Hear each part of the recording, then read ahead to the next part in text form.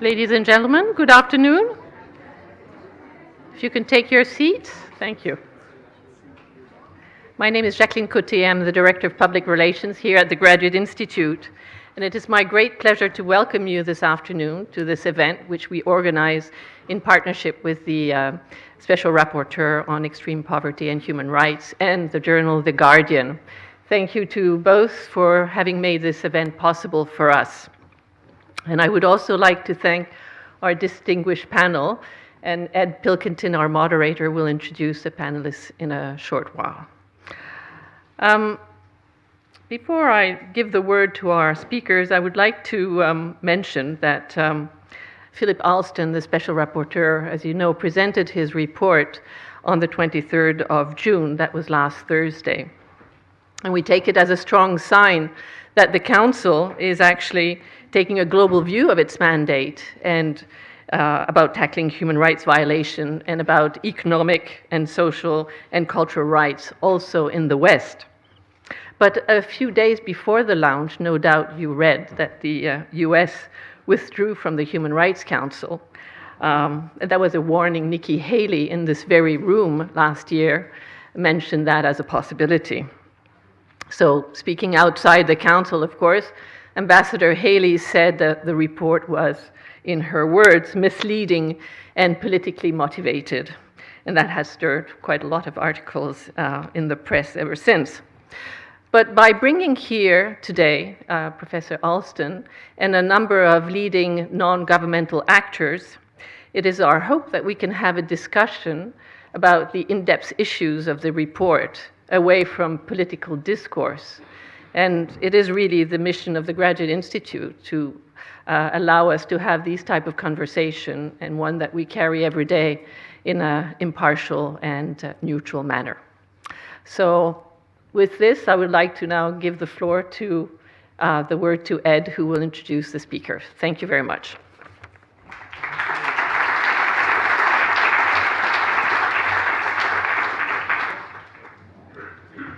Hi. Thank you very much for coming to this discussion about poverty and inequality in America and human rights under threat in the age of Trump. And thank you for those who are listening in through live streaming. And thank you so much to the Graduate Institute for this incredible venue in Geneva, which is just over the road from the United Nations complex, so very appropriate. My name's Ed Pilkington. I'm the chief reporter in the US for The Guardian. And it's my great privilege to be here at the end of the process of the UN Special Rapporteur's investigation into extreme poverty and human rights in America. It's a privilege for me personally because I've been pretty much every step along the way tracking this process from the very beginning, about 6 months ago, through the tour that happened in December and until last week's events in front of an empty chair at the Human Rights Council with the US government absent. And in that time, I've reflected on what is this process all about. And I think for me, it all became clear last week with Nikki Haley's response, Nikki Haley being the US ambassador to the United Nations, her response to the report by the Special Rapporteur, in which she said it was patently ridiculous for the United Nations to be taking any interest in poverty in America. And for me, that crystallized the whole issue. This is about accountability. It's about the fact that no country, however powerful, however rich, is above scrutiny when it comes to the way that 40 million people living in America are doing so in poverty, 18 million in conditions that are virtually destitute. So our panel here today are all in very different ways, which is one reason I think it's a very exciting discussion that's about to happen. In very different ways, they're all pioneers of accountability, of precisely that, of holding governments and the powerful to account for the way that they respond to standards of basic human rights and human dignity. On my left is Philip Alston, so he is the reason why we're here. He is the UN Special Rapporteur on extreme poverty and human rights. And it is him who I've been kind of tracking for the last 6 months. Journalistically, he delivered his report last week to the Human Rights Council. He's a New York University international law professor. But for me, as a journalist, what distinguishes him is that he speaks in plain language and in strong terms about issues that he thinks need to be addressed, particularly in America in this instance. To his left, the Reverend Liz Theoharis. It's a miracle that you're even here with us, Liz. We've been joking about her not being very busy recently. She's just finished a 40-day epic journey across America, campaigning in what she calls a moral revival, in the spirit of Martin Luther King, trying to pick up what Dr. King had just started when he was assassinated, the idea of a sort of popular mobilization to campaign around issues of poverty. And 10 days ago, you were yourself arrested on the steps of the United States Supreme Court, protesting the new Supreme Court ruling, which allows states to purge from their voter rolls people because they haven't voted recently, which is one of the interesting things that's been happening stateside in recent weeks. To Liz's left, Ken Roth began 30 years ago in a small New York office with 20, I think I'm right, 20 lawyers with the idea, why don't we try and shame governments and powerful people who are breaching human rights law. Today, that team is now almost 500 strong in 49 countries, and he's executive director of Human Rights Watch, which needs no introduction. He also has an incredible Twitter feed, which I recommend to anybody who needs an antidote to that other Twitter feed, which will remain nameless.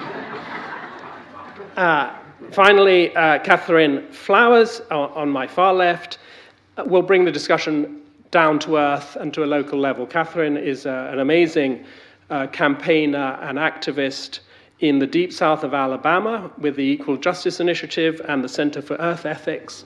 She's done incredible work, which I've reported on myself, so I know how great it is, exposing diseases of poverty and other human impacts when poverty becomes an issue that is affecting people's lives. And I'm looking forward to hearing Catherine talking about precisely that, how individual human lives are impacted by all this.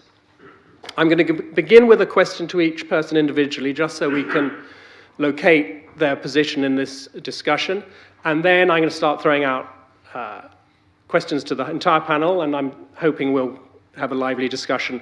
I'm thinking we'll go about an hour, and then we'll have about half an hour for people to ask questions after that. So, beginning with you, Philip.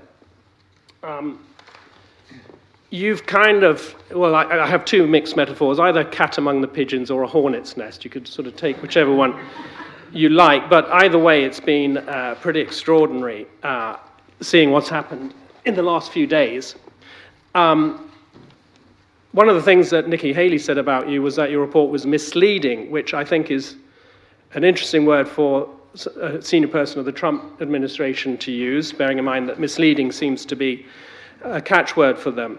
But just to take a few points that she and the official report that came out a couple of days later said about your report. So here's a fact, or it's supposedly a fact. You say 18 million people in your report live in extreme poverty. They say 250,000. That's a pretty extraordinary gap. You say that no government, even if they deny such rights, is able to be negligent over not dying from hunger, the right of not dying from hunger, or the right of not having access to healthcare. They say that economic and social rights equals the right of property and the right to make your own livelihood. Again, another vast gulf. They're almost two entirely separate worlds. On a more perhaps substantive point, people have questioned whether the use of your data going back to 2016, which was obviously Obama's era, is being unfairly directed towards the Trump administration, and that a lot of what you write about is actually decades old. So just to fling out some of those issues and to put it into one pithy sentence, is your report fake news? Well, you've really put the cat among the hornet's nest or whatever it is. Let me just say, by way of introduction, that none of us wants to have a stalker, but if the stalker is Ed Pilkington and he's following this story around for a long time, it's a very rewarding exercise. It's hard to know where to begin in terms of the administration's response on these issues.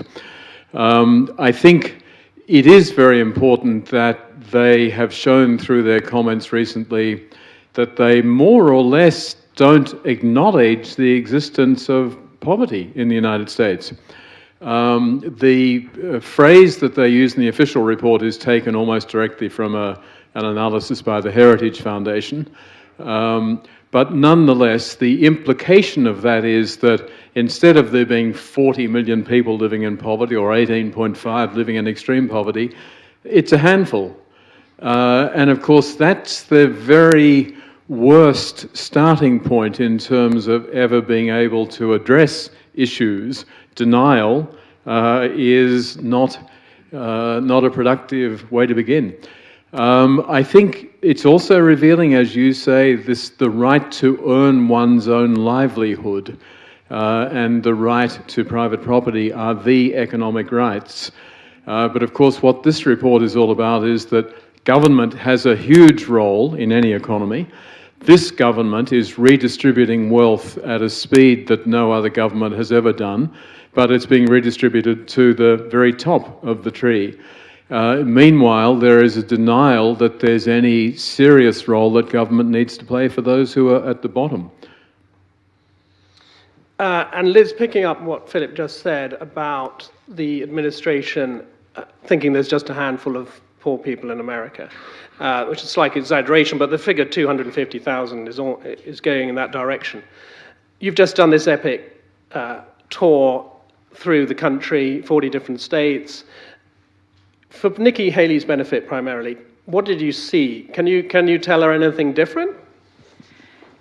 So it's great to be here, and thank you to Philip Alston for this, for actually paying attention to poverty in the U.S. and being willing to showcase that. I've been doing anti-poverty organizing for about 25 years of my life amongst the homeless, amongst low-wage workers, and you know, this is a moment when we can get a little bit of attention about a reality that has been, you know, growing surely, and things are on steroids these days, but it's been an epidemic in our country for a long, long time with very little attention. And so right, I just came off of 40 days of nonviolent moral fusion direct action in 40 states across the country for 40 days. Poor people and others were engaging in direct organizing and door-knocking education and nonviolent civil disobedience. And we've had thousands of people over the course of the last 6 weeks be arrested trying to pull attention to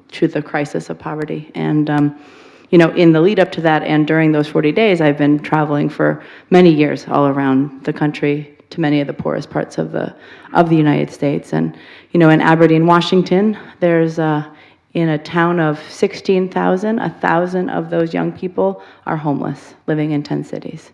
And these are predominantly white millennials who the lumber industry left, and there's been no economy since.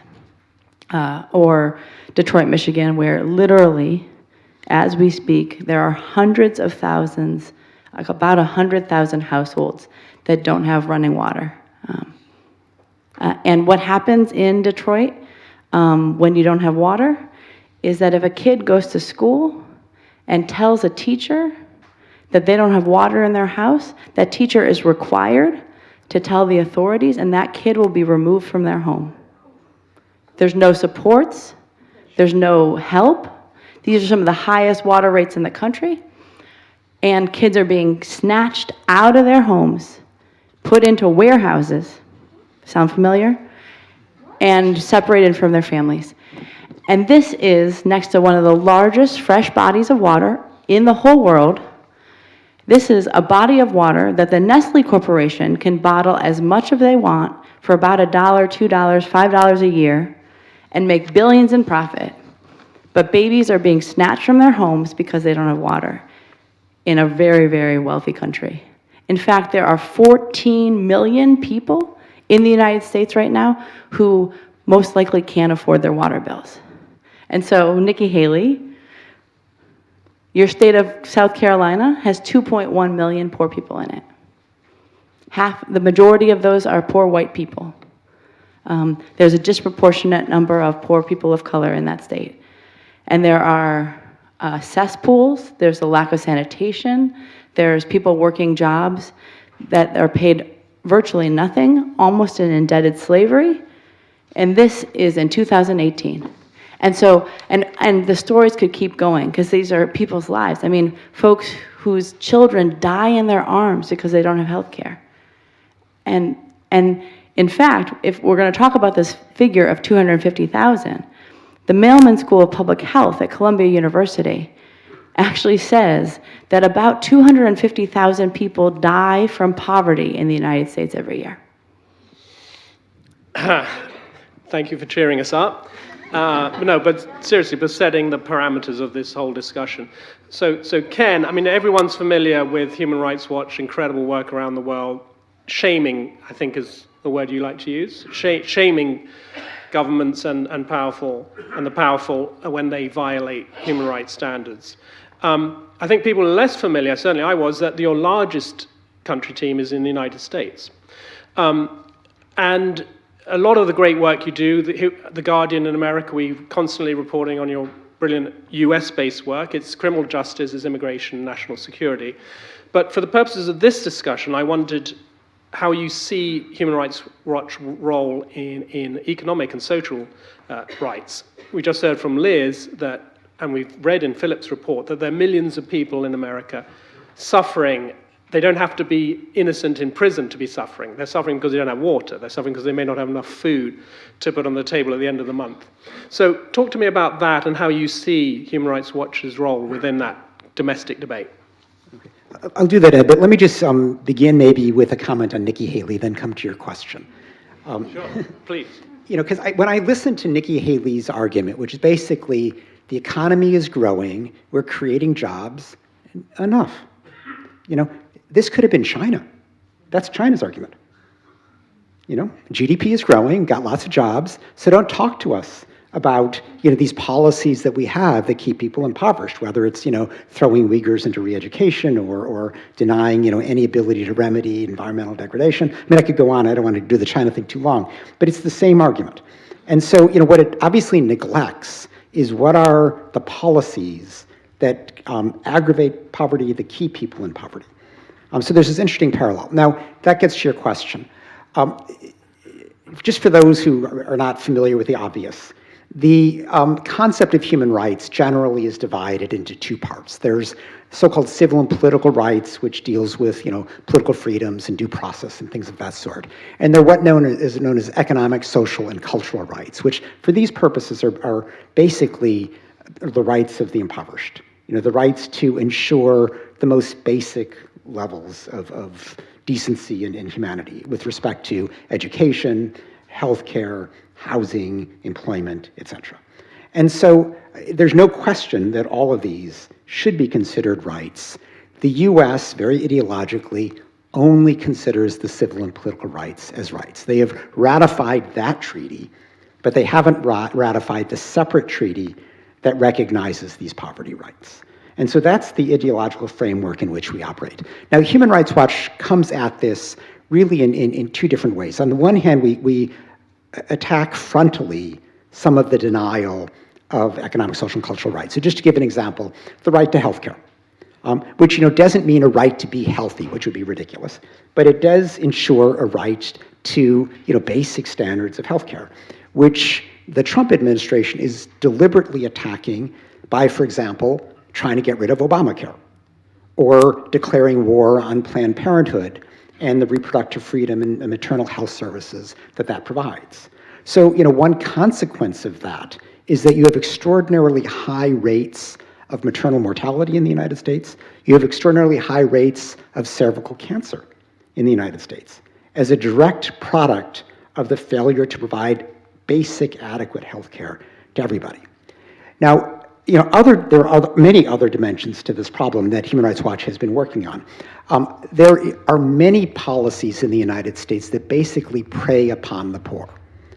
And you can see this in everything from, certain criminal justice systems that instead of living through taxation as a basic, function of government, they fund themselves by imposing fees and penalties on the users, who of course are involuntary users, or the people who've been brought before there.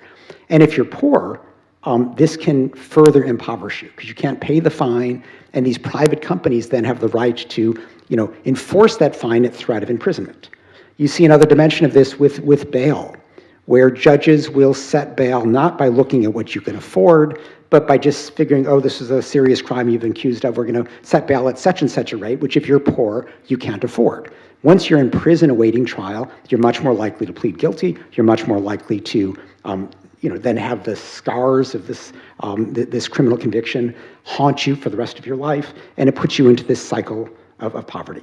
And there are many other dimensions to this problem. And so Human Rights Watch really kind of focuses on both. We look at, direct violations of economic and social rights, but also these areas, particularly of criminal justice, which tend to reinforce the cycle of poverty.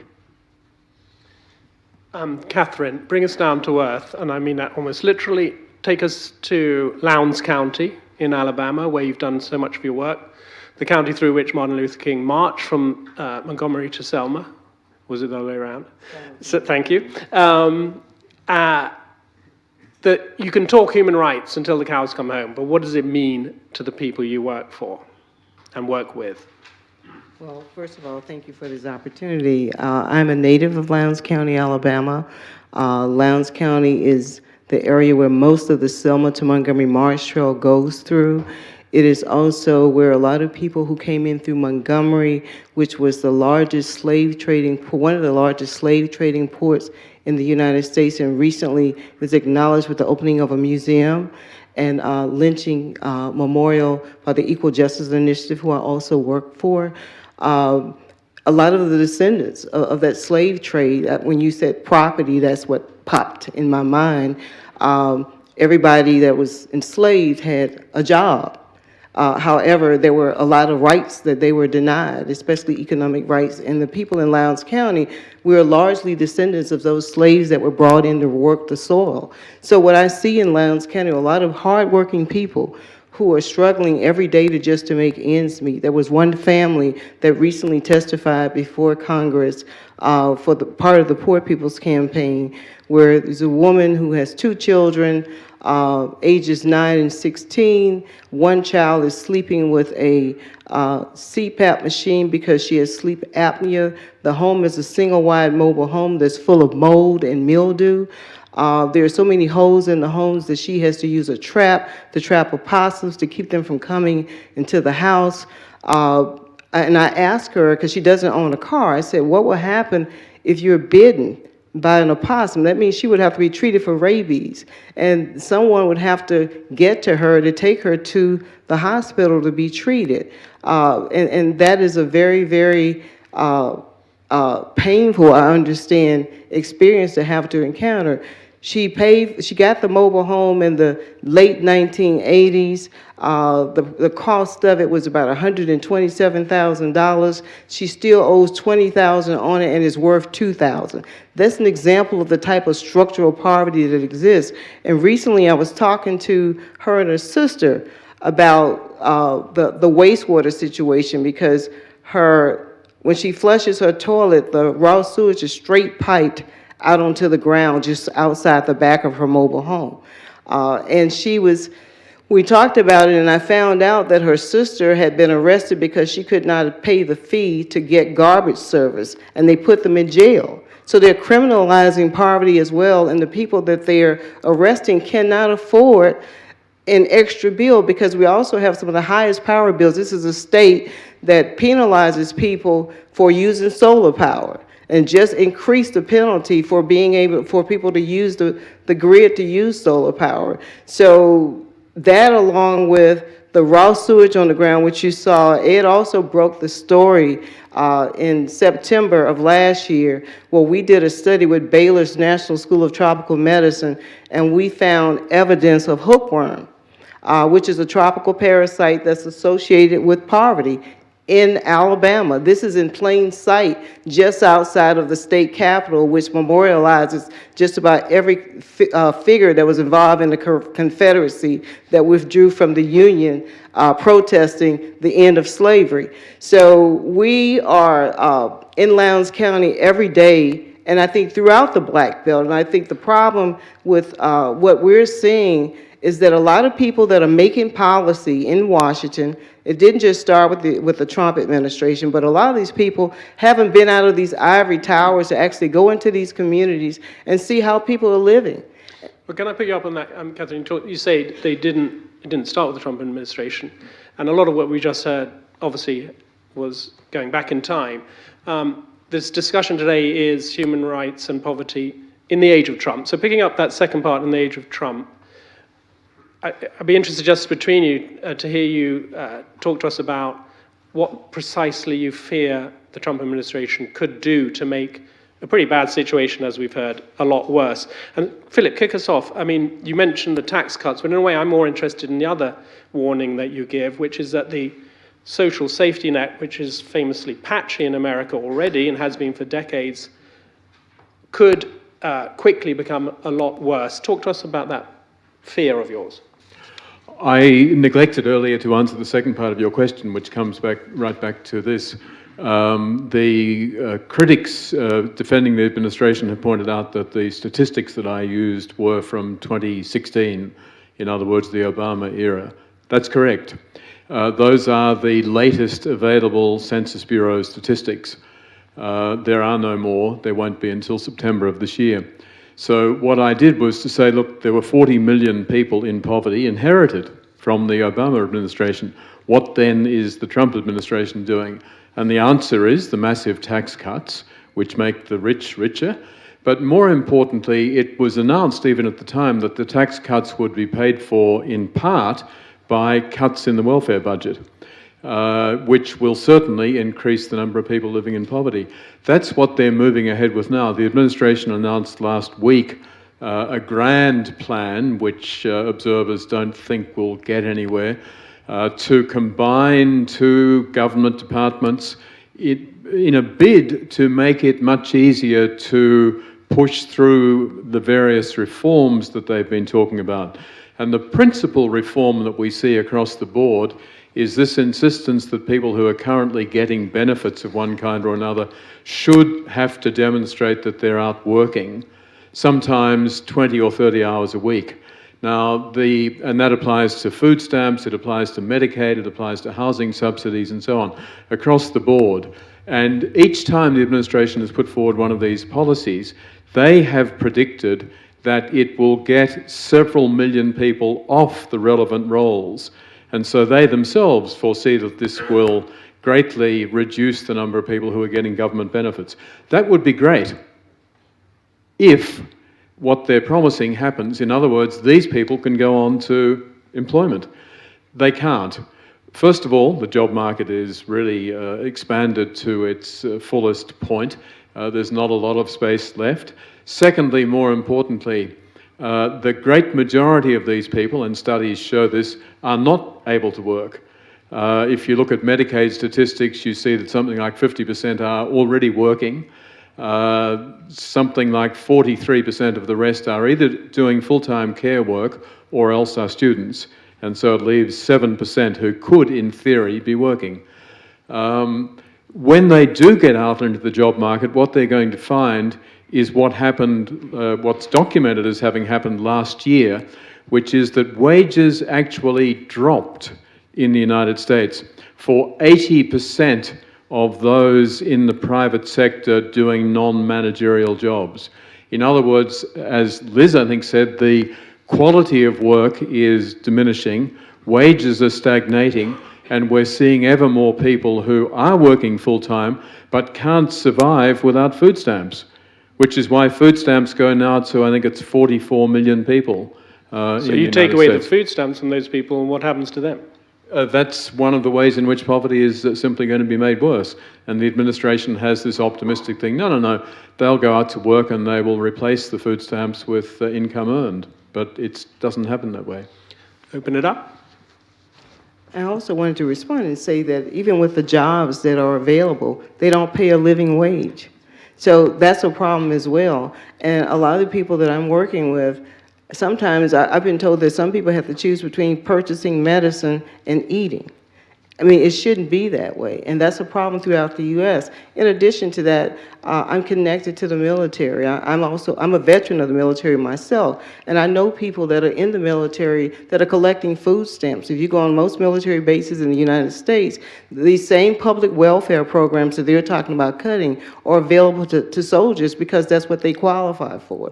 Because they are pretty much making the type of wages that would allow them to qualify and be able to get these programs. So clearly, and I don't know whether the numbers, when they calculate the people that are impoverished, they're looking at the people that are also on military bases that are actively serving in the military, and the families have to struggle and use these same types of programs to make ends meet. Ken, the Trump threat? Well, I mean, what Philip describes is this very deliberate two-step process. It's almost like a dance, Step one, cut taxes. Philip is highlighting appropriately, you cut taxes for the rich, but the point is really to cut revenue for the government, to starve the beast. Then step two is, oops, we don't have enough money for our social welfare programs. Oh, well, we better cut them.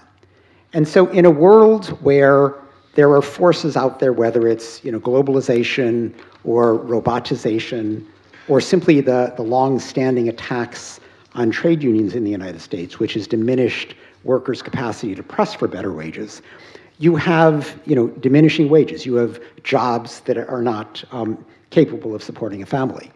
And many countries around the world are responding to that with ideas of having sort of a universal minimum wage, or simply raising the minimum wage of jobs. And the US is responding somewhat differently by cutting the bottom out of the social safety net. And so this is all quite deliberate. And if you look at it, it's because the poor in the United States don't vote Republican. And this administration has been very clever about targeting its policies to benefit what it sees as its base and not others. Now Philip appropriately points out that a lot of these cuts to the social welfare system are going to harm the working class whites that are seen as the Trump base. But just as this latest tax reform, very deliberately targeted big Democratic states, high tax states like New York or California. So they actually pay a disproportionate burden of supporting the federal government now after this reform. Similarly, these cuts in the social welfare network are seen as attacking people who don't vote Republican.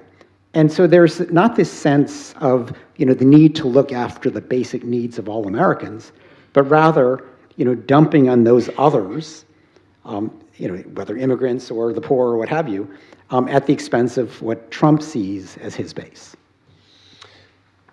Well, I was going to go on and ask the next question, so maybe and start with you, Liz. The Trump threat, to use very much shorthand, combined with the long-standing problem of poverty in this country, presents everyone working in this area with the question, what to do about it? What effectively can be done? And you can ask that question for the general picture in America, which is, what can you do about the severe poverty that exists in this country? But you have an extra layer now. What can you do to resist the threats that may be coming and are coming from the Trump administration to make that problem very much worse, potentially very quickly? And you all come from different pieces of that same puzzle with very different approaches. And Liz, yours is decades old, but also one of the newest. It's kind of old and very new. It stresses moral revival, it's called, rather than human rights. It's obviously designed to generate a mobilization of people, but it's not political, it's not party political. So tell us about it. How does it work? What is the ambition? And how can it help this double problem of the endemic existing poverty plus the Trump threat? So, I mean, I think where we have to kind of begin is the crisis that the United States is in right now. And actually, the figures that we use in the Poor People's Campaign isn't just that there's 40 million poor people, isn't just that there's 18 million extremely poor people, but that if you use the supplemental poverty measure, there's 140 million poor people, poor and low-income people in the United States. And that's not a made-up figure. That's 43.5% of the population. There's other studies that have come out basically very recently saying that close to half of the US population can't really make ends meet. The stats around the federal poverty, the minimum wage, is that there is not a city, there is not a county in all of the United States where if you're working one full-time job making the federal minimum wage, can you afford a 2-bedroom apartment? There isn't a city, a town, a county in the entire country where if you're working full-time, you can afford a 2-bedroom apartment. So the breadth and depth of poverty is at crisis proportions. 80% of people in the United States at some point in our lives will not be able to make ends meet. So that's economically insane. That's, constitutionally against what we were founded on. It's also immoral and unjust. It's also just wrong. How is it that we throw away more food than it takes to feed everybody, but there are kids starving in the United States?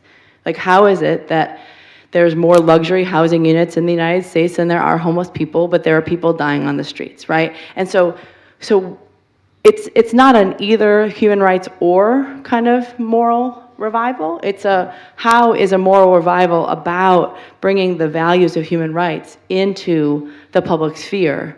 How is it that we tap into the fact that the real moral issues of our day are, do you have health care? Do you have living wages? Can you make ends meet? And not a very small number of issues that a kind of group of religious nationalists, Christian nationalists focus on. And how does it help? What's the end game? I mean, you get arrested on the steps of the Supreme Court. What does that then do? Right. Well, I mean, so I think there's a lot of questions there. I mean, so we've been a part of a massive nonviolent civil disobedience movement. And that is because in other moments in history, both in the United States and other places around the world, there comes a time when people have to put themselves out there and have to kind of show the unjustness of the policies and laws that exist. I mean, right now, as Catherine was saying, it's perfectly legal to be poor. What's illegal is to kind of challenge that system. In the United States right now, there are 64 million people working jobs that pay less than a living wage. There are 400 people making $197,000 an hour. But we lock up people who are fighting to get 15 in a union.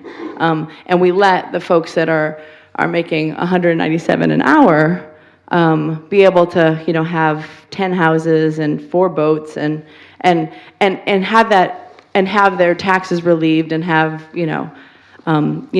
so I think how we come from it is that you change things by building a movement. You change things by building up the power of people. And that who are the most impacted, the most affected by poverty?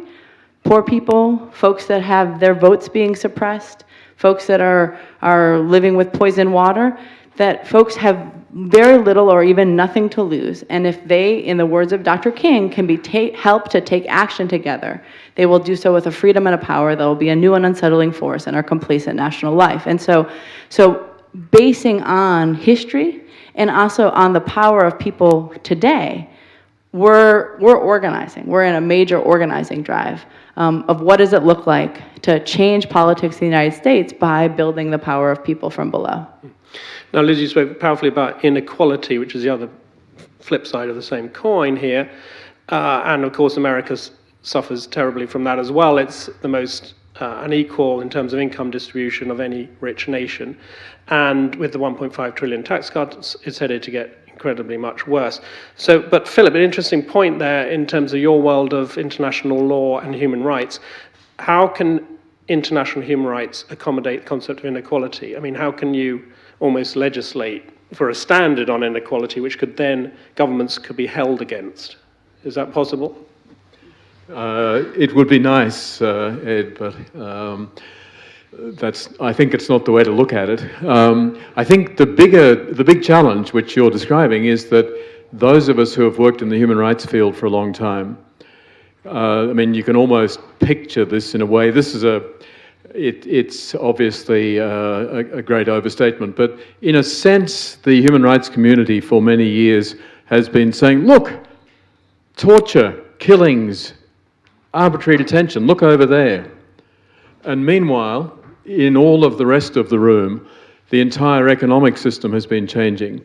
The spread of neoliberal economic ideology, which is now dominant everywhere, the use of tax systems. So the US big tax cuts transform the overall stage, they transform a whole range of policy issues, but the human rights community very often has continued to look over there and to do great work over there. And so as a group, I think we need to ask ourselves then, what can we do about it? Which comes to your question.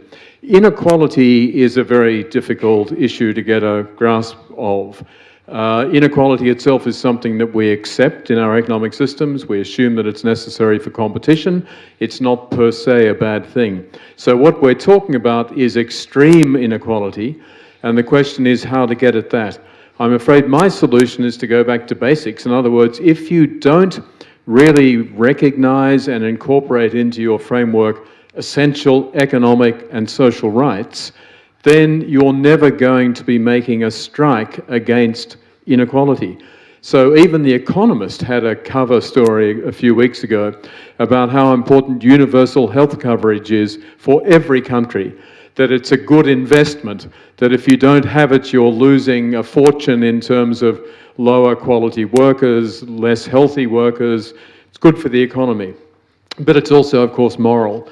And I think if we're serious about inequality, we need to get back and establish those ground rules that every society must be prepared to pay for essential forms of social protection for all its people. That's the best way to struggle against inequality, because you're at least raising the base. And it also means that those who are at the top are going to be subject to increased demands in terms of taxation and redistribution. Again, pick up on that. I mean, the shaming model, to use a shorthand, for the work that you do, what can your shaming model do to help? Because we're talking in this bit about tactics, strategy, and solutions. What can the shaming model bring to bear in this area of poverty and inequality? Well, let me, if I could, respond to both Liz's and Philip's recent comments.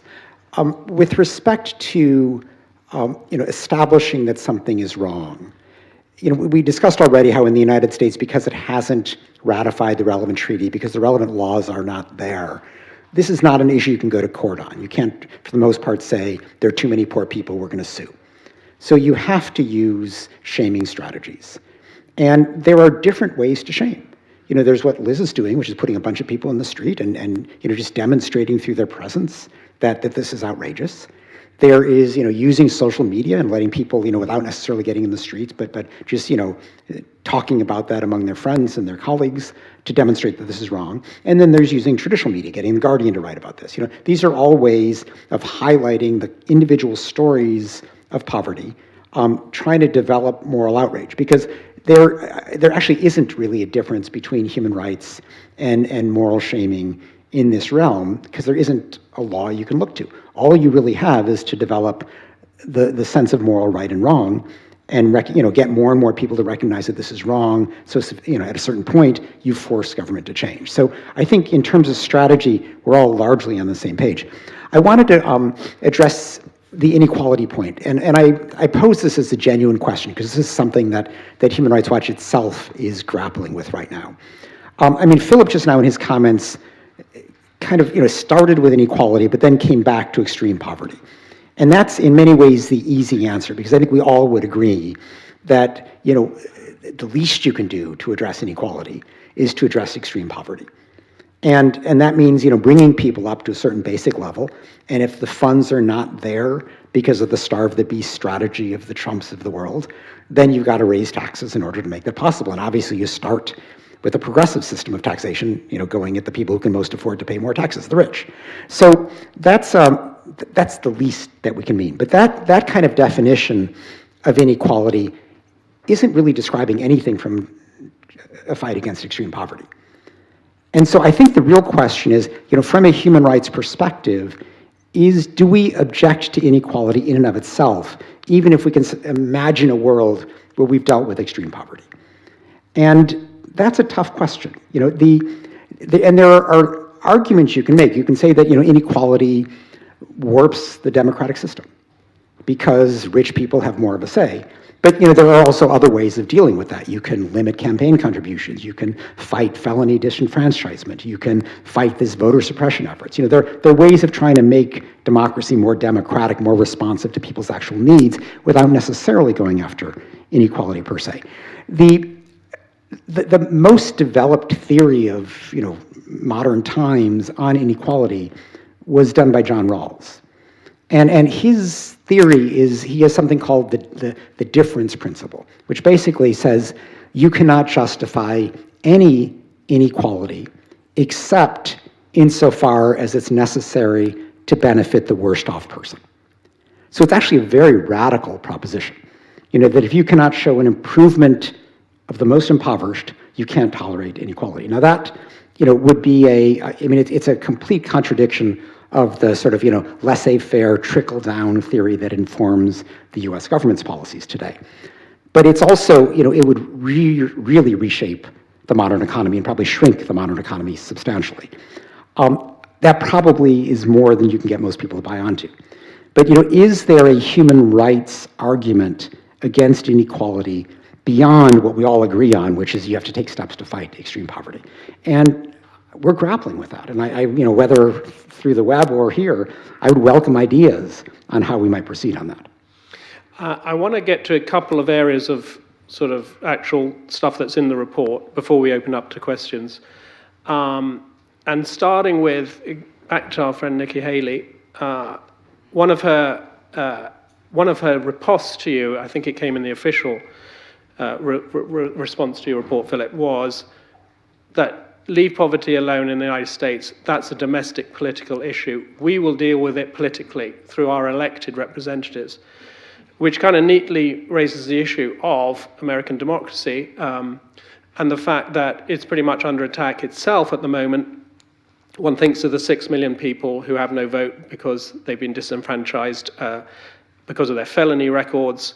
One thinks of the uniquely low turnout rate in major elections. And one thinks of the voter suppression techniques that are going on across many states in America as we speak. So if Nikki Haley's answer is, leave it to us, politics will do it through our elected representatives, and at the same time those elections are being distorted, it seems on one level quite consciously, in order to suppress particularly the turnout of minorities and African Americans. You have to kind of wonder whether that argument goes full circle. Catherine, Alabama, for instance, just since the Selby decision in the Supreme Court, which gutted a large part of the Voting Rights Act 5 years ago, I think almost to the week, since then there's been 7 major attempts to tamper with voting rights in that state in a way that would, were it allowed to continue, suppress the turnout of particularly African Americans, Alabamans. Talk to us about what it's like on the ground for you. Well, in Alabama, people are required to have voter ID, and a lot of when they passed the law to require them to have a government identification in order to vote, they simultaneously closed a lot of the driver's license locations that were in those areas that were heavily populated by African Americans. So as a result, that meant that in areas that were especially rural in the Black Belt, they had to travel a long distance in order to get access to voter identification in order to vote. Along with that, there's been a large effort in Alabama. So many people are incarcerated that they take away their voting rights. And as a result, if they're convicted of a felony, they can't vote or they have to apply to get their voting rights back. And that process can take 2 or 3 years if they get it back at all. So there have been numerous attempts to prevent people from voting in terms of redistricting. People have been packed into districts so that there would be 2 or 3 maybe black seats, or in the case of the U.S. Congress, there's 1 black seat that Congresswoman Terry Sewell represents that district, because most of the black people have been packed into this 1 district where, and then there are certain districts that have been guaranteed to be Republican because they drew the lines so they can just be one way instead of giving people the option to choose. So there's been just a lot of attempts to stop people from actually going to the polls and voting. And I think that we have to push back and find ways in which to make the process more fair. And if you look at the last election results, we just had a primary. And in that primary, you can see some of the results in terms of who voted. There were some candidates on one side where they had more votes that were cast on the GOP side for the gubernatorial candidates than probably all the people that voted Democratic statewide. So clearly there's a lot of work to be done to make sure that it's fair and balanced.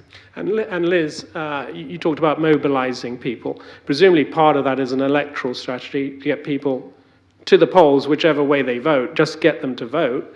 And yet, as we know, it's often poor people who vote in fewer numbers. The turnout is particularly poor for poor people. Yeah, I mean, so I think talking about voting rights and our impoverished democracy is actually a real starting point when we're going to take on the question of poverty. You know, in the 2016 presidential election, there were 26 debates. In those 26 debates, in the primary and in the general election, there wasn't an hour spent on the fact that we had fewer voting rights in that election than we had 50 years ago.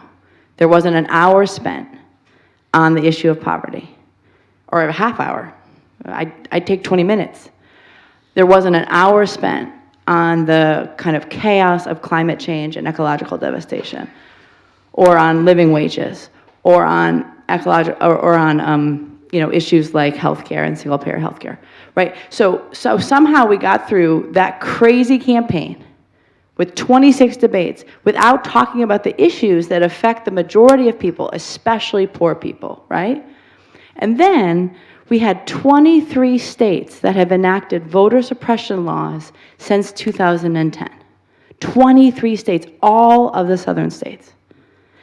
We mapped those states out when we were thinking about this Poor People's Campaign. And we said, what are the states that have enacted voter suppression laws? And then also, what are the states that have engaged in voter suppression? They didn't even need laws. Like the emergency manager system of Michigan, or even in New York. I mean, you don't need voter suppression because you already only have 1 day of voting. You already you can't vote in the primaries unless you're, you know, in a particular political party. You know, all of these things. So you don't need voter suppression laws. You already have voter suppression worked into that system. So we mapped out the states that have voter suppression laws and other, you know, forms, and then we did a map. What are the states with the highest poverty? Same states. What are the states with the highest child poverty? Same states. What are the states that have the least health care, the lowest wages, the least protections of LGBTQ communities, the least protections of immigrants, the least environmental protections? It's all the same states.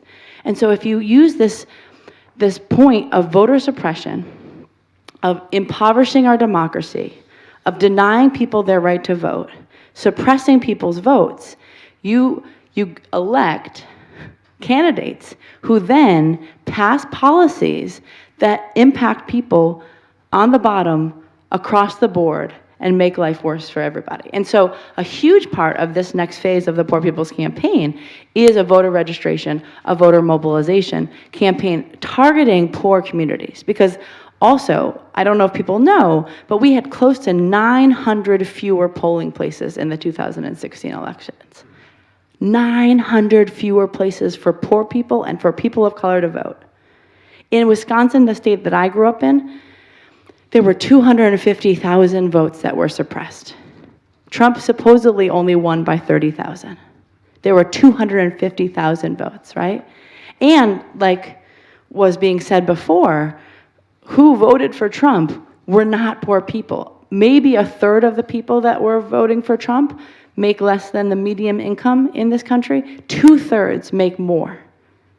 And so this notion that poor white people, that working class white people brought him into power, no, it's just not true. There's no statistics and facts that say, sure, there are some poor white people, sure, there were some poor black people, sure, there were some, but I think this question of voter suppression and the fact that nobody, Democrats and Republicans, are not talking in the way that we should be. I mean, how is it that people fought and died for voting rights 50 years ago, 55 years ago, and we have fewer voting protections? And how is it that Strom Thurmond, filibustered the Voting Rights Act for one day, and we all remember that, but that the people in power now, Ryan and McConnell, these folks, have filibustered it for 5 years now.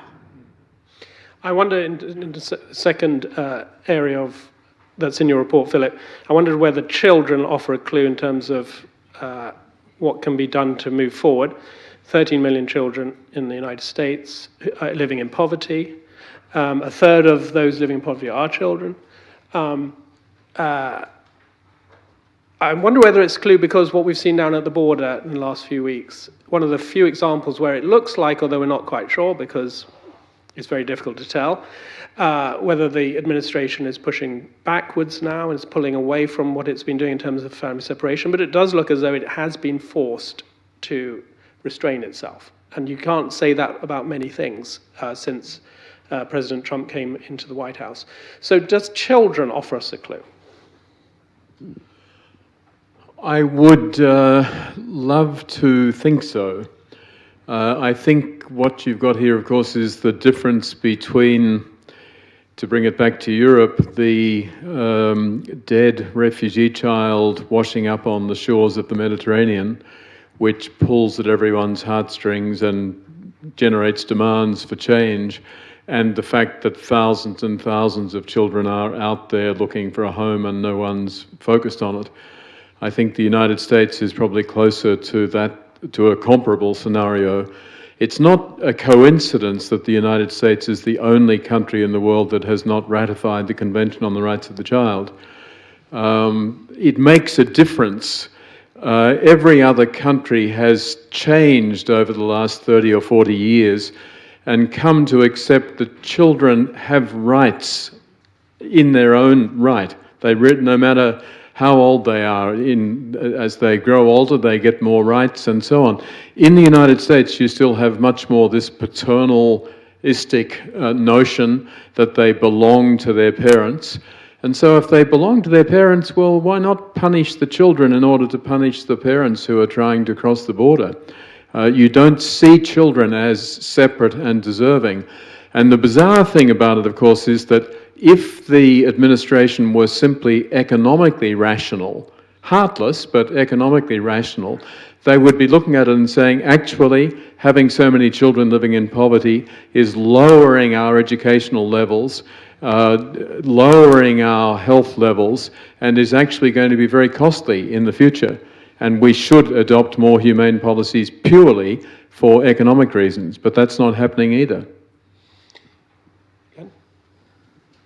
Let me, if I could, respond to two of these last points. First, on voter suppression. I completely agree with what Liz says. I would actually start earlier. Because if you look at, for example, the drug war. Now, you may say, what does the drug war have to do with voter suppression? Well, people of color and whites in the United States use drugs at basically the same rate. All the studies show that. People of color are prosecuted for nonviolent drug offenses at, depending on the state, 5 times as often to sometimes 45 times as often. Then you add on that bail is applied without regard to the people's ability to pay it.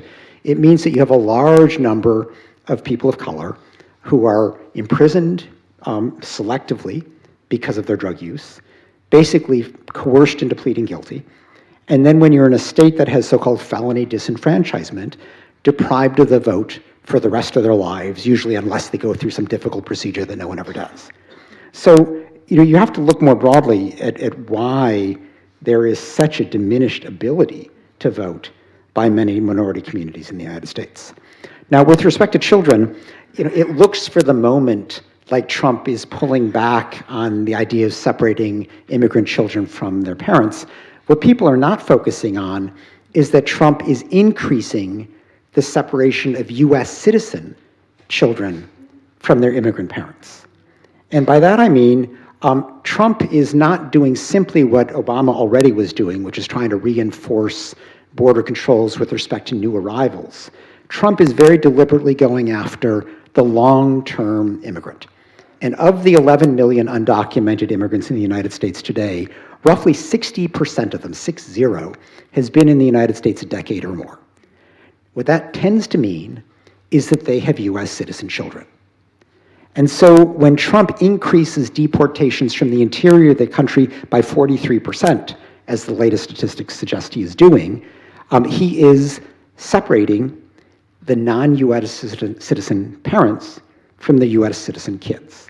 You can imagine what that does to poverty, let alone how that tears families apart. I mean, imagine you're a mom or dad, and you have to choose, are you going to live separately from your kids? How are your kids going to fend for themselves back in the United States? Or do you bring them to Honduras where the gangs are going to prey on them? I mean, there are these awful situations, but these US citizen kids who are of the wrong ethnicity, the wrong parentage, just don't count in the Trump calculus. I want to ask one final question from me and then open up. So if the mics could get ready for questions from people in the room. Final question is, the person who's not on stage with us is the member of the Trump administration. Perhaps we should have had an empty chair like the Human Rights Council. But it does raise the issue of partisanship.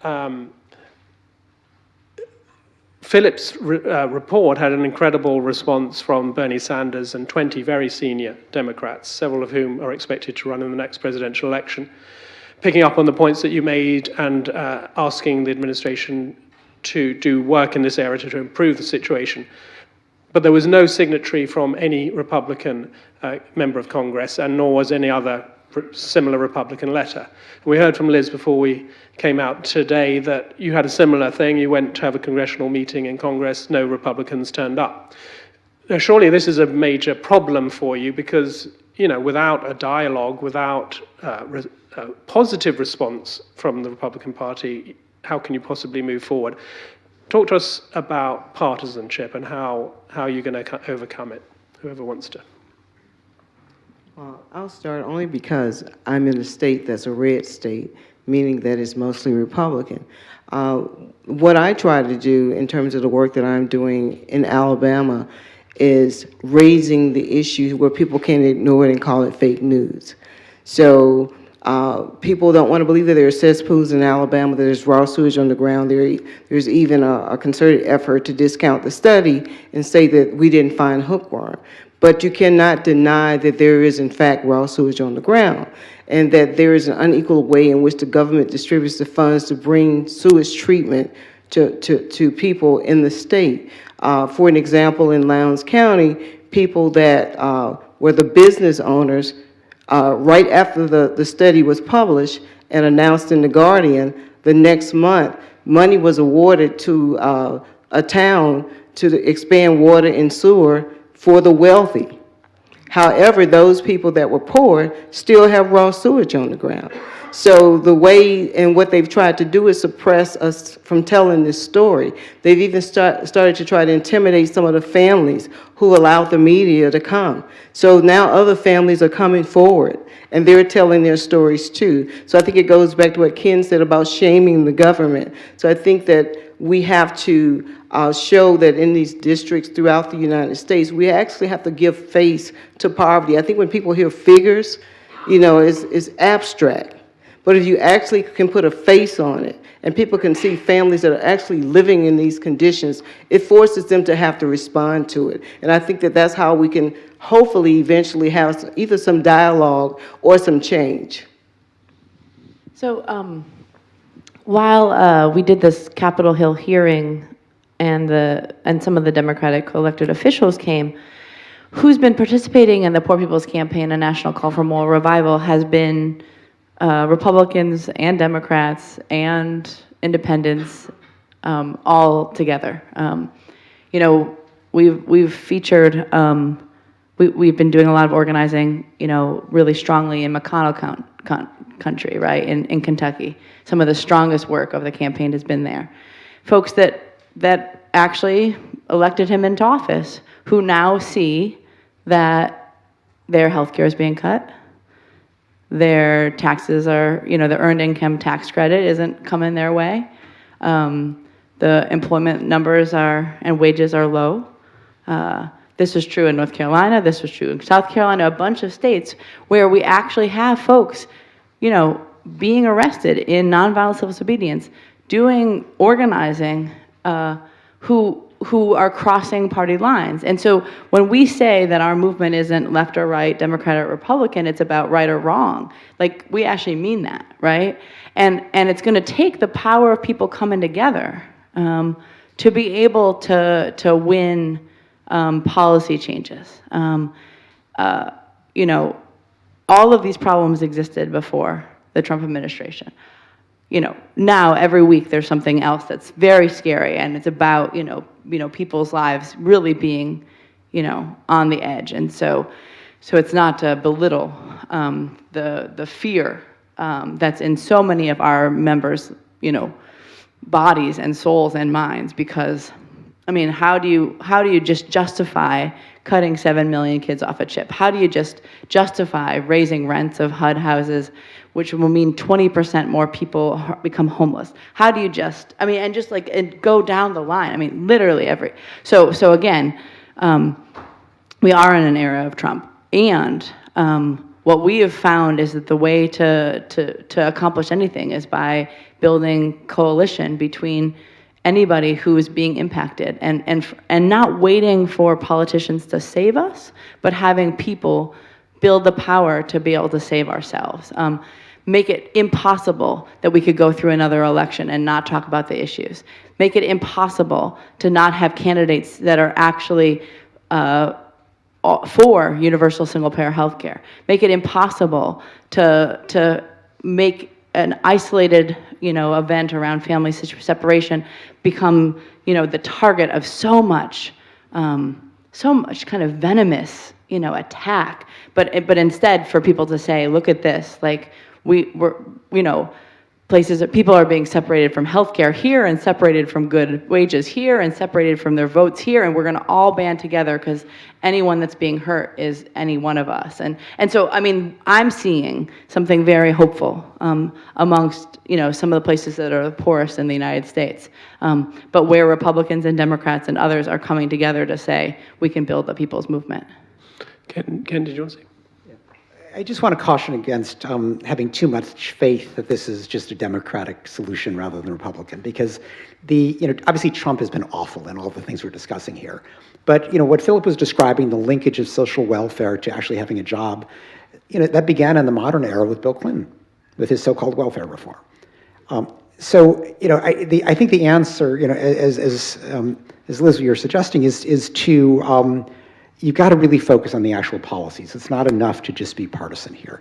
Now, we have to, I think, very deliberately take on some of the ideology. For example, Trump talks about deregulation as if it's, you know, lifting these chains and burdens off the backs of, you know, entrepreneurs who will just make us all richer. And when you know, bring that down to reality, deregulation means suddenly, you know, reversing some of these Obama-era efforts to ensure healthcare for everybody, or to ensure that environmental devastation doesn't impede people's health, or, you know, a number of steps that, you know, are having dramatic effect on people's ability to have clean water, to have access to sanitation, and things of that sort. So the key to that, I mean, as Catherine, you're saying, is to focus on the stories, to focus on the individuals, and to show how people with whom others can identify are affected by these policy changes. Now, I want to end with a sliver of optimism here, which is that the United States is a very deeply divided country, as is much of Europe. And Trump won this election. He obviously didn't even win the popular vote. He won the Electoral College by a very narrow margin. And if you just took a few 100,000 votes that would have gone differently, it would be a different president. What that suggests is that you don't have to convert the far-right ideologues. It's enough to focus on the movable middle, the people who are independents, who are not ideologically committed one way or another. They voted this way because they didn't like Hillary, or because they felt they were unhappy with the system and they were voting against the system. There are lots of reasons why people voted the way they did. But if you can persuade 5% of the people, probably less than that, that this utter neglect of the poor is not only devastating for them, but horrible for the United States as a nation, you can change this. And so that's really, I think, where we've got to direct our energies. And Philip, to have the response to your report from the administration, pretty much a blanket denial rather than an engagement with you, that's a problem, right? I mean, what can you in your situation do about that? I think that's what the international human rights system is all about. It's premised on the assumption that most governments are blind to their own shortcomings. And that very few of them are suddenly going to say, oh yeah, we weren't aware of that, we better change our policies. If you point out to the Australian government that its policies on asylum seekers are a complete violation of international law, immoral, outrageous, etc., they're going to say exactly what the Trump administration said to me, which is, we make our own policies, we're doing the best for the people we care about. But that's not the focus. It's not a question of suddenly getting Nikki Haley or one of Trump's cabinet secretaries to say, oh my God, I didn't realize things were so grim. It's the role of the international community to help to shed, to shine a spotlight on what the issues are, to give at least some encouragement to people within the country that the efforts that you're making to try to bring about a new world, a different society, and Liz and the Reverend Barbara are doing absolutely brilliant work. That's where the international community can play a role. So I'm not sitting at home waiting for a call from the administration. I'm trying to encourage the vast range of people who have written to me, groups that have taken it up, the ACLU that sent it to Governor Brown in California saying, what are you doing about this report? That's where the action is. Someone right at the back. Yeah. Hi, thank you for a very enlightening discussion. My name is Francisco Rivera. I run the Human Rights Clinic in Santa Clara Law in California, but I'm from Puerto Rico. And Professor Alston, in your research, you went to Puerto Rico and you addressed the poverty and inequality of the 4 million US citizens that live there. I was wondering if you could explain to this audience and those at home, because not many people know about the situation in Puerto Rico, about the issue of poverty and inequality in Puerto Rico. Thank you. You can always pick someone from Puerto Rico because they have this distinctive characteristic of perfect English combined with pronouncing Puerto Rico in perfect Spanish. As I said in my report, it's the poorest non-state in the Union. It has no vote in Congress. It currently has an oversight board imposed on it which has virtually full powers to do whatever it wants to do and is pursuing a very strong anti-social protection set of policies. So the situation in Puerto Rico is grim. And in the tax reform bill that handed money to all the elites around the country, Puerto Rico was one of the few obvious additional losers. I think it comes back to the old story of democracy, that if you don't have a vote, your voice is not going to be listened to, and that's certainly what we see with Puerto Rico in the current situation in the United States. No, you. Thank you for that. Faster, Juncker. Thank you for that enlightening discussion. My name is David, and I'm a graduate student in London. I was wondering what you think about, this doesn't really come up in your discussion, but the presence of so many guns in the States, and if that colors at all the path forward for dealing with these issues in terms of avoiding anything that, you know, causes a lot of noise and damage but doesn't actually change things once the dust clears. Let's take one more and we'll do it together. You two to your left? Do you want to say something? Oh, no. Okay. Further, a little bit further back, Junka. Yeah. Thank you. My name is Zafar Shahid. I had a question regarding social movement. It's too often regarded that the United States is full of right-wing religious people, and they're the ones that are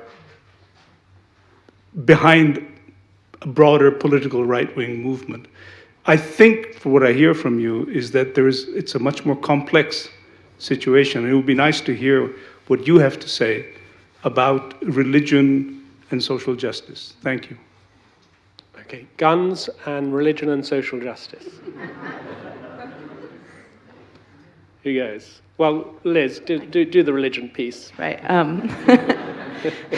You know, just thousands of years Should of... be posted and get Liz to do guns. I You could do can guns. do religion. Exactly. Right, so I, as you probably can tell, am a pastor. I'm a biblical scholar, and I'm motivated to do the work, both out of personal experience of poverty, but then also out of my religious convictions. And this Poor People's Campaign, a national call for moral revival, has actually been led by kind of two major strands of the population in the U.S. Poor folks who have nothing to lose, but, you know, their chains, I could tell, you know, and actually a lot of clergy and moral leaders who, I don't identify myself as the religious left. I don't actually think kind of that right-left dichotomy helps. I don't think you should call people that you think are wrong right. And I don't think that actually what's in the Bible at the core and heart of it is really up for debate. Like when Jesus comes into Nazareth and announces that he's on a mission to this world, he says, the Spirit of the Lord is upon me. He has anointed me to bring good news, evangelion, like the word for evangelical. I don't think it's possible to be an evangelical without doing justice. And I don't think that's because I have particular political beliefs. It's because I've studied the Bible. I've studied the Bible amongst social movements. I've studied the Bible amongst religious scholars. And there's no place when the word good news or evangelical is in that Bible that isn't connected to doing righteousness and doing justice. There are more than 2,000 passages in the Bible that are about uplifting the poor.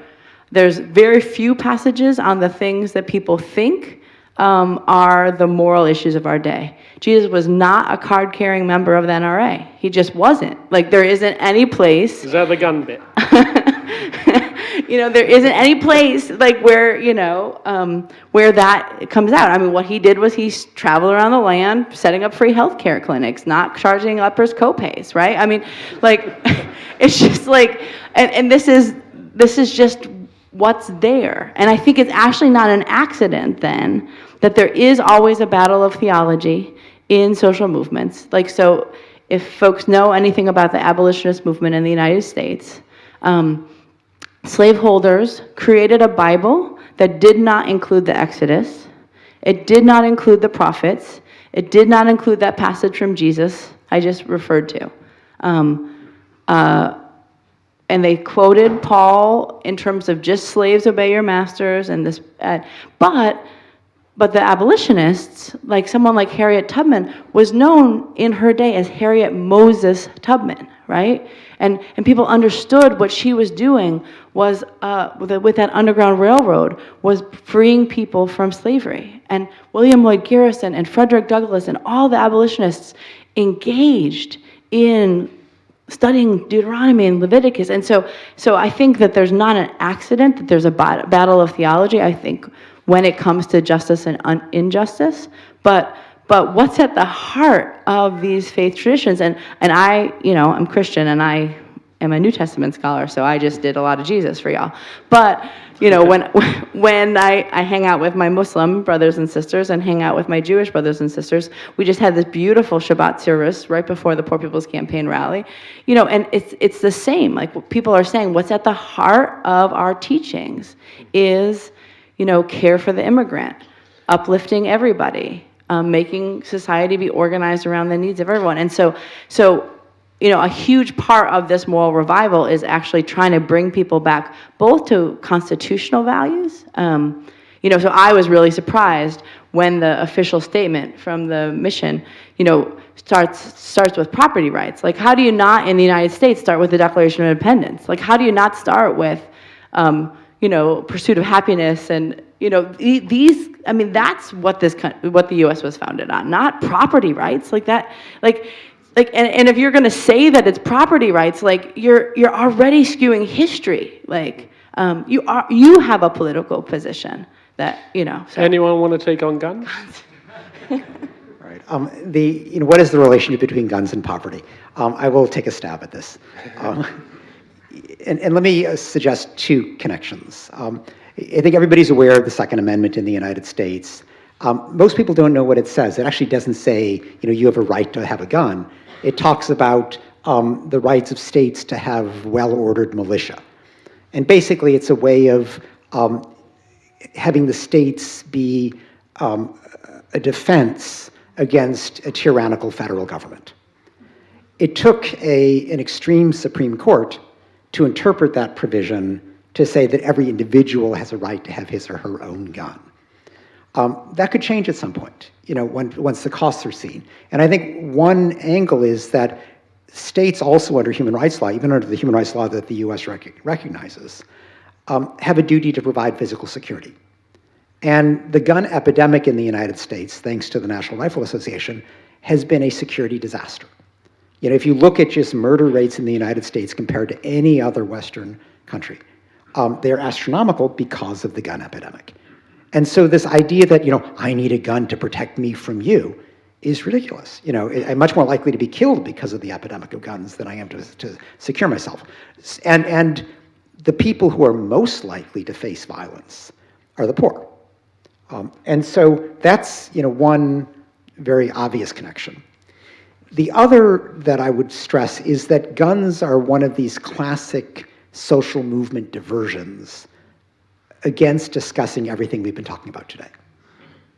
And I could substitute, abortion, I could substitute, immigration, racism in various forms, but, the Trumps of the world have been brilliant at using these sort of social issues to prevent us from talking about poverty and about the policies that further poverty. And so I just see guns as one of these classic things. You get people riled up, they're going to take away my gun. I'm going to vote for the person who lets me keep my gun. And even though those policies are probably making me much worse off economically, I'm going to keep my gun. And, it doesn't take many people thinking that way, and sadly many do, to skew the political environment in the direction that we have today. Yes, the woman in the dots. Yes. That's you, yes. Yes. I just wanted to direct this to Philip. Mandatory voting, which Australia does, would seem to offer a solution to one of the problems all the problems you've described. I don't know whether this is actually possible or whether it's not even worth talking about because it could never happen in the US, but what do you feel about that? Can we take one more as well? Yes, the woman in front. Yeah. Hi, thank you. I wanted to say two things that I feel like we're getting around to them, but we haven't really addressed them. And this is that the Republicans mainly, but also the Democrats, have prevailed on two discourses. One is that if you're poor, it's your fault. So it's a part of the demonization of the poor, but it blocks action. It profound levels, individual and social action, I think. And the other is that government is bad, and government is not responsible for dealing with all the issues that we're talking about. And I don't see, and these, of course, both completely fly in the face of any sort of human rights regime, which is built on the equal dignity and value of every individual and the responsibility of government. But the human rights world, of which I've been a part for 30 years, has been abysmal, I think, at counteracting these two things, and especially in the area of economic and social and cultural rights. So I wondered if the panel could respond to that. So, Philip, give us a short answer on compulsory voting, and then move on to the other one, and then we'll throw the second question open. On compulsory voting, I mean, a lot of Americans would respond to say, we want freedom, and freedom includes not having to vote if we don't want to. But what I've suggested in my report is that surely it's an obligation of government, any government, which considers itself democratic, to do everything it can to maximize the turnout.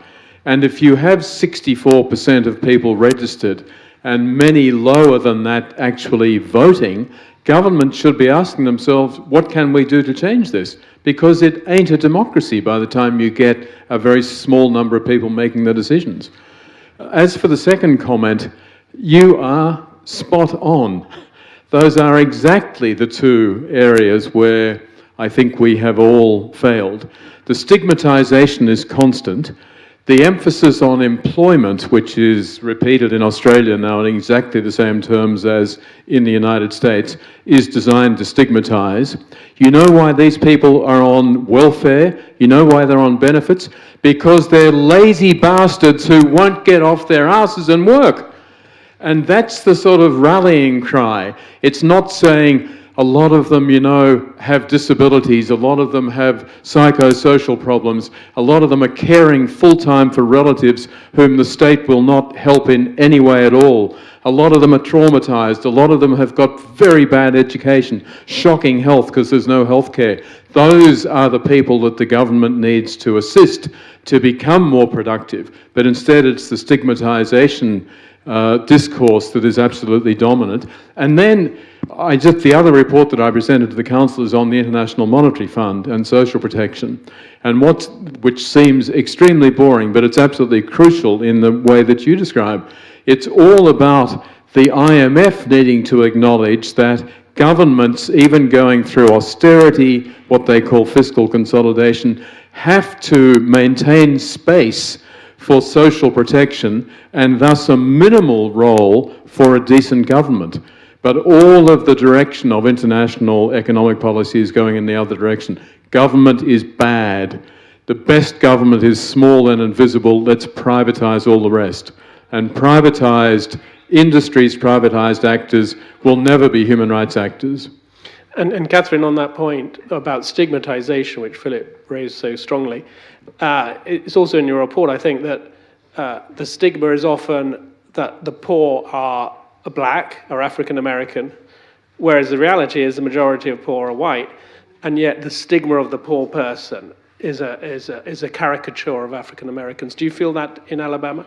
Not just in Alabama, but throughout the United States, and I even think that the response to Philip's report, when there were African nations that were mentioned, I think that was intentional because they tend to just to say, they said, why hadn't he studied Burundi and the Democratic Republic of Congo? Yes, the two African countries are the only countries they referenced. Yes, and I believe that basically what has happened in the United States, we have not dealt with racism. And as a result, a lot of the structures that are in place reinforces even poverty.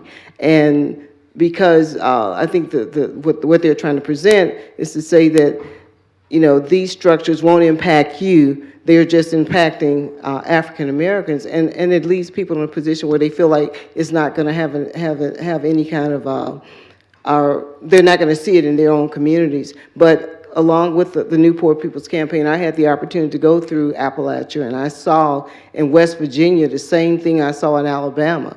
I've seen in other parts of the country, even we went to Standing Rock and places like that, people are struggling throughout the United States, and I think the structure needs to change. When we talk about poverty, there are structures in place that impact everyone, and we have to look at policies, and how do we change those policies so that everyone can benefit and have access to human rights. Perhaps the final two questions to take together. A woman here in the green, and then a man at the back with his hand up. Yes, yeah. With your glasses on, yeah, yeah. Okay, well, first of all, thank you all for talking. I was born and raised in the States. I'm from Tennessee, actually, so a lot of this very much resonates with what I've seen. But I've lived in Switzerland now for 2 years, and I'm also a citizen of Switzerland.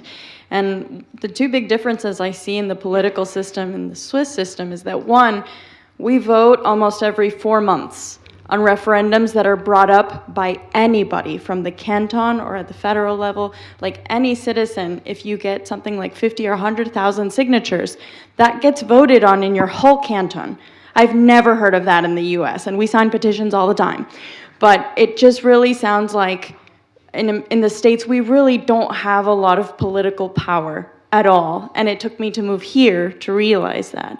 The other question I wanted to ask is, I mean, I feel like everyone feels like they're on the same page of this two-party system doesn't work. So what does it take for that to change? Because what happens is the government doesn't worry about trying to figure out how to get more people to vote, because what they need is to make sure they get enough votes from the people that are voting. So why get more people and add more variables? They want less people to vote to make sure that they can control those people. So how do we get rid of a two-party system in the US? And the gentleman. Yeah, thanks very much. My name is Milun Kothari. I'm a human rights scholar activist. I had there's this global pastime now of criticizing everything that Donald Trump does, which is probably correct. But the point I want to make is that it's not only his administration. I think there's a long legacy of the history of the United States, from the genocide of the Native Americans to slavery to, the breaking down of the New Deal. And the question I wanted to ask Reverend Theoharis and Catherine is, was it really that different under the Obama administration? I mean, we speak about the healthcare system, but what about everything else? And I also wanted to ask Ken Roth, what about the responsibility of the US human rights community in this? I mean, your own organization has historically been very much focused on civil and political rights, and it's great to hear that you're doing ESC rights now. But why come to it so late when there's such a long-standing history? And finally, I think that if you could also address this issue of the limitations of the shaming model. I mean, now even in the human rights world, we're moving towards this universal periodic review. It's more constructive, and the realization of economic, social, cultural rights, I think, and I think Philip would agree, are, if you're more constructive, if you offer alternatives, you don't only just shame, it's much more positive that way. So I'm just wondering about these two things. Thanks. So there's a lot of different things between the two questions. So why don't we do this as a sort of final comment from each of you, and pick out whatever you like, and also make a last word if you want to. So Catherine, start with you. We'll come back this way. Well, I agree that the problems that we're addressing didn't start with the Trump administration. That's why I said earlier that this is structural poverty. This was not, this is something that has existed since the beginning of America. And I think the way in which we can deal with finding solutions is engaging people more on the local level, local government, and just local communities, getting them involved. One of the things that we've been doing with the organization that I've been working with is partnering with universities to help them give voice to people in the community, to help people in the community develop policies and then take them to the politicians, and hopefully they will enact them. And I think it will also, because we talk about voting, and I think we should vote, but I think we also should be involved in terms of developing policies that work, because there have been Democrats, and there was one example that was given a few minutes ago with Bill Clinton and his administration. There have been Democrats that have pushed policies that have reinforced poverty, and we have to call them out, whether they're Democrats or Republicans, and we also have to work to make those changes. And I'm glad I'm glad too that we're starting to look at human rights issues in the United States, because often we look everywhere else and we never look at what's happening. We're the first to criticize everybody else, and we never look at what's happening within our country. And that's one of the things I appreciate about Philip coming to Alabama and going to other parts of the United States and shining the light on these kinds of issues. Ken? All right. Well, let me just give a bit of context to the question here. There is a distinct ideology here in Geneva at the UN Human Rights Council down the road that you shouldn't shame. You should work cooperatively with governments. And the main proponents of this view are China, Russia, Venezuela, Cuba, Egypt, the usual suspects. Now, it sounds great. China even had a whole resolution called the win-win formula. We're going to cooperate. Now, it's great if you have a well-intentioned government that just doesn't really know the ins and outs on how to improve rights. And you can say, look, this is how they did it over there, why don't you do it? And they'll say, oh, great idea, we'll do that tomorrow, Now, needless to say, most governments are not like that. And what we've been describing here today, it's not like Trump doesn't know how to fight poverty, it's that he doesn't care. He sees his constituents as the unimpoverished. He sees the impoverished as the others, and he's going to leave them there. So in a situation like that, to go in and say, let's cooperate, here's a good model on how we fight poverty, is going to get you absolutely no place. And the only way to move an administration like that is through pressure. And the best form of pressure is embarrassment. You show the human consequences of an inhumane policy. And by getting more and more people to understand the utter cruelty behind this administration's approach to poverty, you begin building enough outrage that even a tone-deaf administration like Trump's has got to begin to move. And that's the only way we're going to get any progress. Liz? Yeah, so, these are small questions. And so I surely don't have answers. But I mean, what I know is that people from the Poor People's Campaign were really excited and honored that I was invited to come here. And they were very pleased by the fact that Philip put this report out that looked at poverty in the U.S. and that talked to poor people in the U.S. And folks sent me with then another task, which is to kind of put together a letter asking the Human Rights Council or some UN body to take more seriously a hearing of poor people in the United States, to keep the pressure up, especially when it's clear that there is a little bit of a conversation right now. I mean, that by exposing some of what's been going on in Lowndes County, like there had to be some action by the attention that's happened because of Philip's report. And so and that's part of a movement strategy.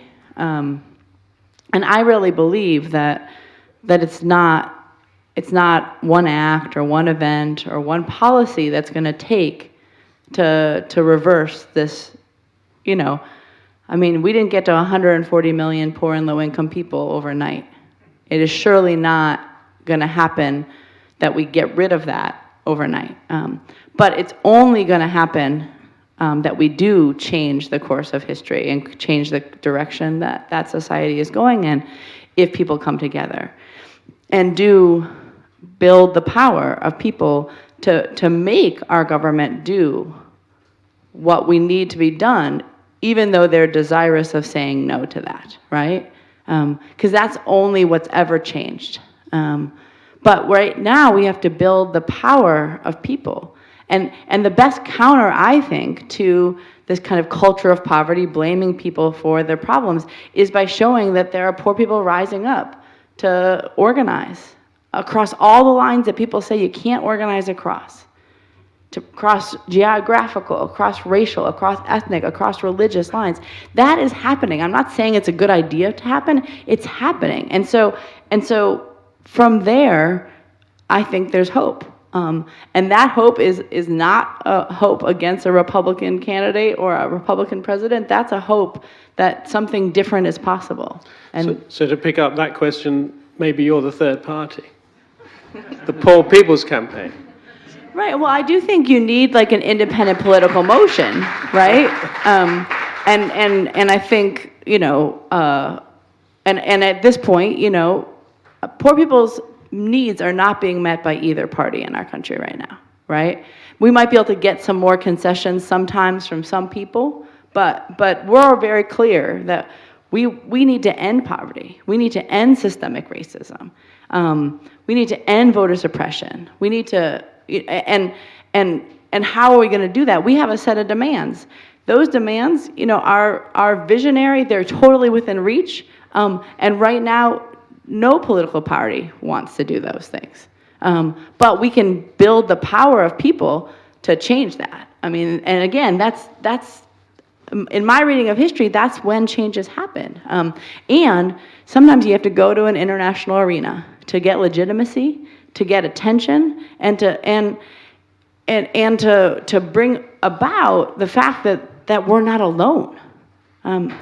It's not a U.S. exceptionalism. It's that we need to unite poor people across the world because we actually have a lot in common. We can learn a lot from social movements and from human rights leaders in different countries across the world. And so to be able to kind of be in Geneva and learning from different, both NGOs and social movements, that's powerful for those of us that have been told our whole lives that we're to blame for the situation we're in. The last word goes to Philip. Mainly to contradict your opening comment, Ed. You said this is going so well. This is the last stage in a process. I've come to realize that people like me who do human rights reports are actually often like doctoral candidates. Doctoral students sweat for years over a hard thesis. They finally produce it, they put it on the table, and they then walk away from it. They say, I never want to see that again, I'm not going to be promoting it, I'm not going to even revise it into a decent book or whatever, I'm through. And I think that's what we often do with human rights reports. We sweat over them, we finally produce them, and then we walk away. I think what I certainly want to do, and I hope others will, is to see this report as actually the start of a process. And I think the process goes in different directions. I think Liz's movement, I would love to see a stronger rights dimension. I'm not trying to take it over as a human rights thing, but whether it's the campaign for a right to universal health care, which seems to me to be the single most important starting point. If you could do that, you also create rights consciousness. For the human rights movement, I think we need to see the rights in the broader context. We need to bring poverty into it. We need to bring the economics into it. We can't be ignoring fiscal policy and other issues. We need to try to adopt a more sophisticated approach, which also is capable of reaching out to a broader audience, bringing in all of Liz's people, bringing in a lot of other people who are currently disillusioned and say, human rights doesn't have much to offer to us. I think if we demonstrate that it is of direct relevance to those who are being systematically disempowered under the present system, we can reinvigorate the whole exercise. Finally, just to say thank you to Andrew Clapham, who's sitting up there, who was central in helping us to organise this whole exercise. And thanks to you, Ed, and The Guardian particularly. Thank you very much, and thank you for throwing up great questions and for being great listeners. Thank you to the Graduate Institute for making this happen, and to our brilliant panel. Thank you very much.